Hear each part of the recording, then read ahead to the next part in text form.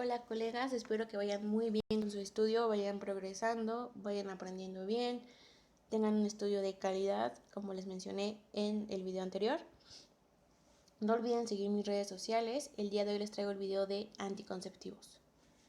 Un tema importante, no hay que dejar atrás los anticonceptivos hormonales y el dispositivo intrauterino. Nos marcan que esos dos tipos de anticonceptivos son los más importantes y que probablemente nos venga alguna pregunta de estos dos. Pero les voy a subir el día de mañana un cuadro comparativo entre todos los demás anticonceptivos para que estén al pendiente de las redes sociales. Bien, en este apartado les puse en cuanto a la eficacia por orden.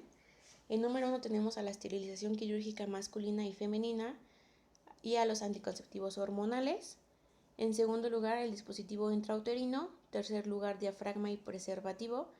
Y el cuarto lugar, menos eficacia, los métodos naturales como el ritmo, temperatura y coito interrumpido. Comencemos con el dispositivo intrauterino.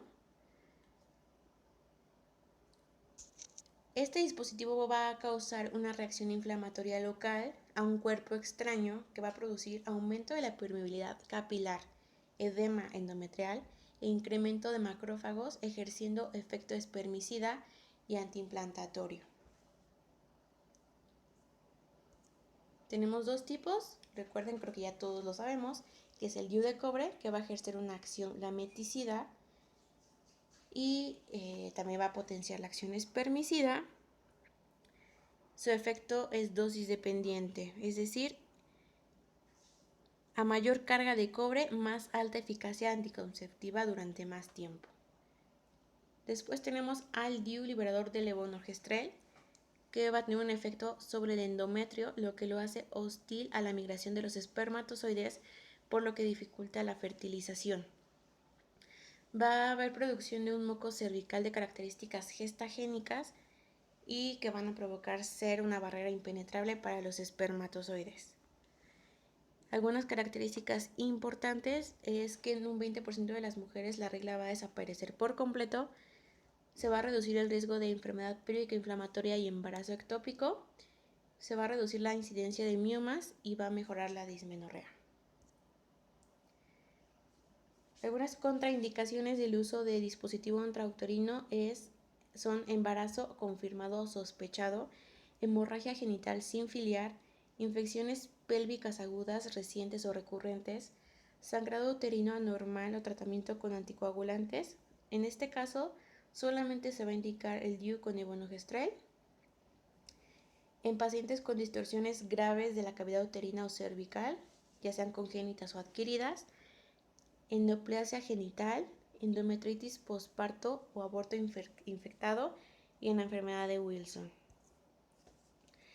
¿En qué momento vamos a colocar el dispositivo?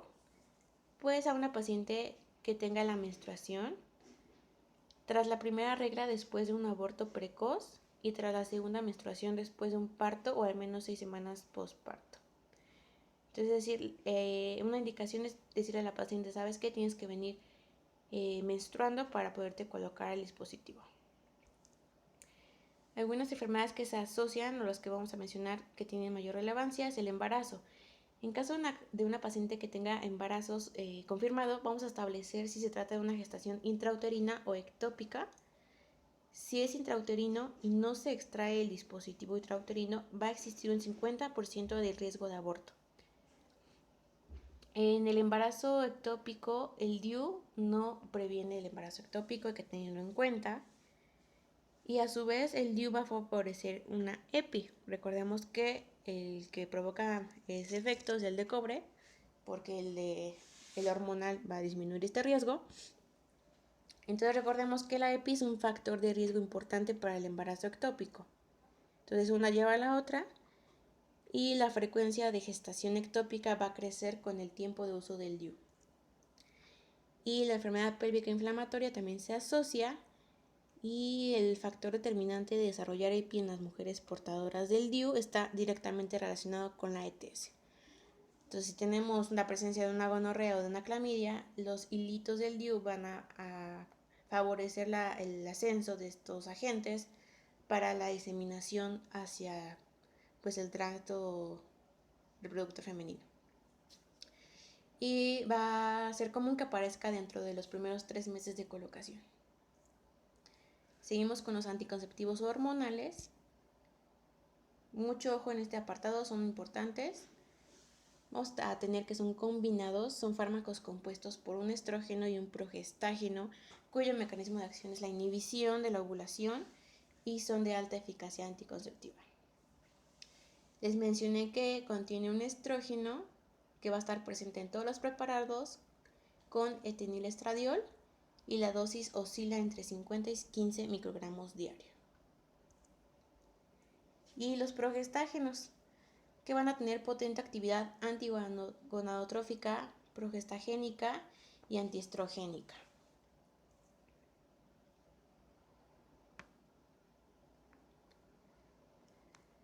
Entonces vamos a disponer de estos progestágenos, que es el acetato de ciproterona. Tiene una potente actividad antiandrogénica y leve actividad glucocorticoidea. Va a potenciar la actividad antiandrogénica, es decir, va a estar indicado en pacientes con acné, con hirsutismo, como en pacientes con síndrome de ovario poliquístico. El levonorgestrel va a pertenecer a la segunda generación de gestágenos y va a tener una leve actividad androgénica. También una característica importante es que va a modificar el perfil lipídico, es decir, va a haber aumento del nivel de triglicéridos y de LDH y va a disminuir el HDL. El gestodeno, desogestrel y el etonogestrel son gestágenos de tercera generación con menor actividad androgénica y mayor riesgo de tromboembolismo venoso. En combinación con etinilestradiol. Entonces, estos medicamentos en combinación con etinilestradiol va a haber un mayor riesgo de padecer tromboembolismo venoso. Hay que tomarlo muy en cuenta esto. El norgestimato se va a comportar como los gestágenos de tercera generación en cuanto al metabolismo lipídico. Recuerden, aumento de triglicéridos y LDH y disminución de HDL. La drospirenona va a tener marcada actividad antiandrogénica y va a poseer actividad antimineralocorticoidea. Mecanismo de acción muy sintetizado de manera muy rápida. Va a haber una disminución de la GnRH, ya que se va a producir un feedback negativo que va a inhibir la liberación hipotalámica de GnRH. Se va a impedir el pico ovulatorio de LH. En el ovario se va a inhibir la ovulación. Se va a cambiar la capacitación espermática. Se va a espesar el moco y va a haber alteración del medio vaginal. Va a haber variación de la contracción uterina, dificultando el transporte de los espermatozoides. También habrá alteración de la motilidad y funcionalidad de la trompa uterina, dificultando la fecundación. Y modificación de la estructura endometrial e impiden la implantación.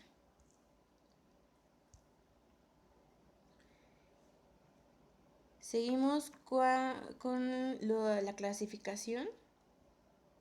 Según la forma de administración, tendremos que se clasifican en orales, parenterales y sistema de liberación continuada. En esto se va a incluir el anillo anticonceptivo vaginal, que va a liberar 15 microgramos de etinilestradiol y 120 microgramos de etonogestrel. Se va a colocar en la vagina la primera semana post-menstruación y se va a retirar una semana cada 21 días. Los implantes subdérmicos son barritas de etonogestrel que se insertan en la cara interna del antebrazo. Y los parches, que van a tener una absorción transdérmica y el recambio es semanal, liberando diariamente 20 microgramos de etinilestradiol y 150 microgramos de norelgestromina. En cuanto a los efectos beneficiosos, tenemos en el ciclo menstrual, que va a regular el ciclo, van a disminuir el sangrado menstrual y van a mejorar la dismenorrea. Van a disminuir la incidencia de embarazo ectópico gracias a la elevada eficacia anticonceptiva. Va a haber una incidencia más baja de presentar una enfermedad pélvica inflamatoria y la enfermedad benigna de mama tomen mucho en cuenta esto, van a disminuir la aparición de enfermedad fibroquística y de fibroadenomas. También se va a reducir el riesgo de aparición de quistes funcionales ováricos. Va a haber se va a descender la testosterona libre activa, por lo tanto va a haber disminución de acné, hirsutismo y seborrea en pacientes con síndrome de ovario poliquístico o en caso de que se presenten estos síntomas en una paciente sin esta enfermedad. También reportan un efecto protector sobre la densidad mineral ósea, es decir, va a haber un efecto protector para la aparición de osteoporosis. Se va a disminuir el riesgo del cáncer de endometrio y reducción de la incidencia de carcinoma epitelial de ovario. Aún así, aunque las pacientes cuenten con una historia familiar o mutaciones genéticas. Esto es porque la ovulación se inhibe. En cuanto a los efectos adversos, se van a dividir en menores y mayores. Los menores van a ser náuseas y vómitos debido al aumento estrogénico. Tienden a desaparecer con el uso continuado.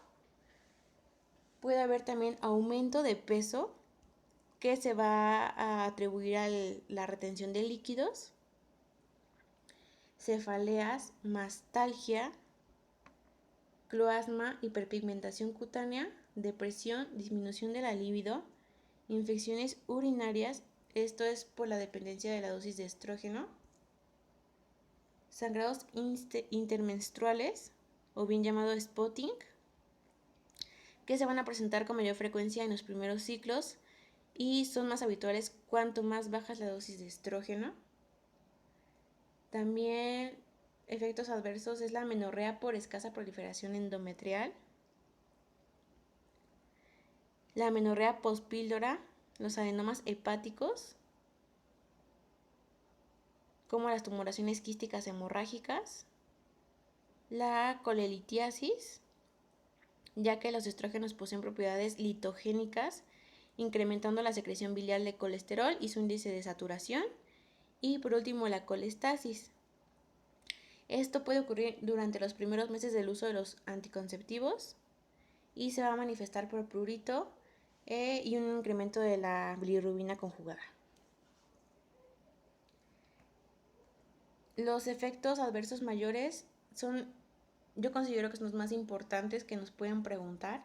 Es el tromboembolismo venoso, esto debido a que la anticoncepción va a inducir una elevación de los factores 1, 2, 7, 9 y 10 y el plasminógeno.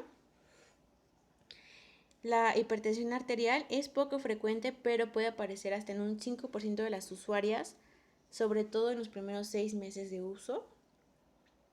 El infarto agudo de miocardio, su incidencia se relaciona con otros factores de riesgo como hipertensión arterial, el aumento de la lipoproteinemia, la diabetes y antecedentes familiares, cáncer de mama, también recuerdan muy bien, y solamente es un ligero aumento del riesgo relativo en mujeres jóvenes que iniciaron la toma de manera precoz y prolongada. Es decir, paciente que inició con anticonceptivos hormonales muy joven aumentan el riesgo de padecer cáncer de mama. Cáncer de cervix también es un efecto adverso y el riesgo es aumentado en el carcinoma in situ e invasivo. Por último, las contraindicaciones. Esto es en la lactancia en los primeros 6 meses posparto, embarazo o sospecha de embarazo, tener o haber tenido enfermedad tromboembólica, tener o haber tenido cáncer de mama o de cervix, tener o haber tenido tumores hepáticos benignos o malignos, enfermedad hepática aguda o crónica activa y durante la administración crónica de rifampicina o anticonvulsivantes. Bien, hemos llegado al final del video. Recuerden que el día de mañana voy a subir la tabla comparativa de los métodos. Y si tienen alguna pregunta o alguna sugerencia, agregarle más al tema, lo pueden hacer. Recuerden que esto lo saqué del CTO. Lo mencionan muy específico, muy resumido. Y sí mencionan que hay que darle mucho énfasis a los anticonceptivos hormonales y al dispositivo intrauterino.